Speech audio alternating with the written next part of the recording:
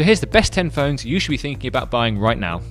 Actually, before we begin, this is a list based out of the UK, so if you're from another country, you might not see all your favourite phones here.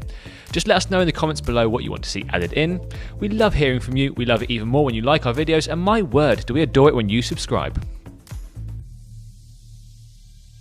I won't lie, I was disappointed when I first saw the iPhone SE. It's the same chassis that was offered 3 years ago, and suddenly we're supposed to believe this is a new iPhone. But like the plot to every rom-com, you find it's what's inside that counts, and the SE has all the power of its newer 6S brothers, but in a more palm and wallet-friendly form factor. Want an iPhone but hate how big they've become? Then this is for you. The smaller powerhouse range continues apace, and this is Sony's effort at a small yet great phone that doesn't cost as much. The 720p screen aside, there's very little different here from the larger, normal Z5, meaning you've got a fast camera, speedy innards and a high quality LCD screen technology. It's got all the Sony bits inside but fits better in your hand. And it's finally coming with Marshmallow, so this is a less expensive phone for those that want something a bit more usable with one hand, plus a raft of premium features. Oh, and it's waterproof too. This is a divisive phone indeed. To some, it's the epitome of perfection. To others, an oversized phablet with little in the way of customization in the interface. But both those things are what makes this phone so great. It's a little on the expensive side, and you could argue it lacks any standout features, but that misses the point. It's got a great build quality, a decent camera, and it slips along under the finger without any issues. Like the Sony, it's one of the older phones in the list, so make sure you get it for a decent price. A great phone if you're a fan of simplicity and power, and you want to be first in line for Google's updates. There's a reason Apple's made a phablet. Well, a couple actually. The Plus is the place it's put its highest res screen on an iPhone, 1080p here, and improved the camera over the smaller variant. Despite this, the 6S Plus has the best battery life of any phone, which is largely down to Apple whacking a larger power pack in there behind the 5.5-inch innovative 3D touchscreen. If you know iPhones, then you'll know already what's on offer here. It's got a natural looking camera, speedy internals, a brilliant app library and an easy to use interface, and they all shine through on this phone. The iPhone 6S Plus is the handset for the Apple lover that craves battery and loves a bigger screen. Just be prepared to pay a little more for the experience. Side by side in this list, the iPhone 6S pairing is a pretty formidable duo.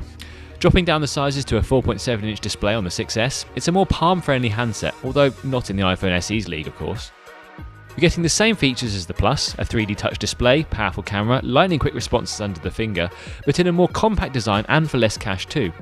It's up to you which iPhone fits your lifestyle better, but this is the phone for the more normal user. Look, I almost feel bad having to tell you this phone is so far down the list, simply because it's packed with innovation. It's just that we have so many good phones around at the moment.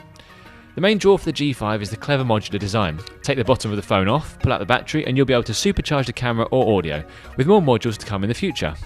There's a clever dual camera on the back for improved wide-angle picture taking too, a top-of-the-range Snapdragon processor, and a good performance on battery life. If you're a fan of the alternative way that LG does things, a brand that offers high spec with an innovative twist, and often for less money, then the G5 is a strong choice. A lot of people will wonder why this phone is so high up on the list, given it's not even available properly worldwide.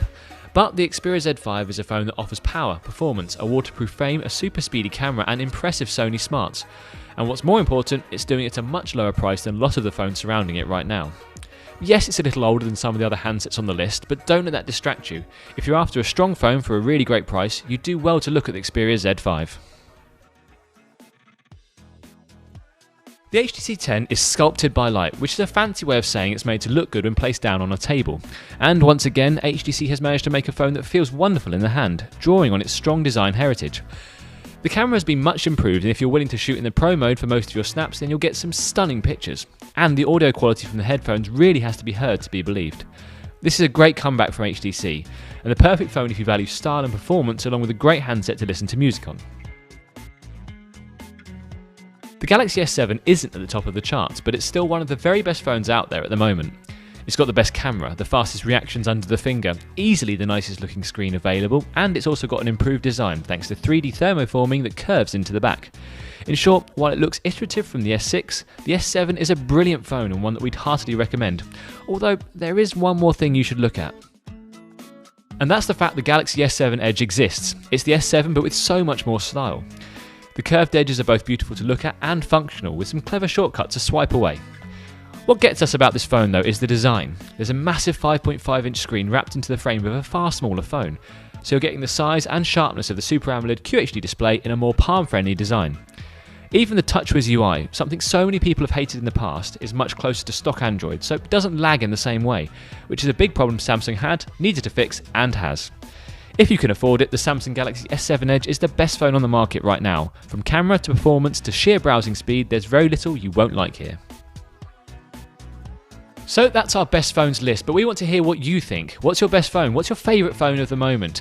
But as always, thank you for liking, thank you very much for subscribing, and please stick around to TechRadar for all the latest technology news.